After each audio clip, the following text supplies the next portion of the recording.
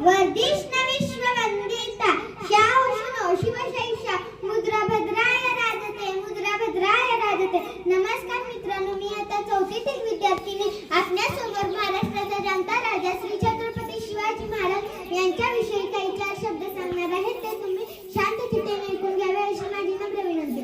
त्यांचा जन्म 19 फेब्रुवारी 1630 मध्ये शिवनेरी किल्ल्यावर झाला। त्यांच्या आईचे नाव जिजाऊ होते व वडिलांचे नाव शहाजी होते। ते दिवस फार धामधुमीचे होते। आई जिजाऊ त्यांना रामाच्या, भीमाच्या, कृष्णाच्या गोष्टी सांगत। शुभा कधी कधी मावळ्यांच्या मुलांसोबत खेळायला जात। त्यांची कांदा भाकर आवडीने खात। मावळ्यांची मुले जणू रानातील पाखरे। ती पोपट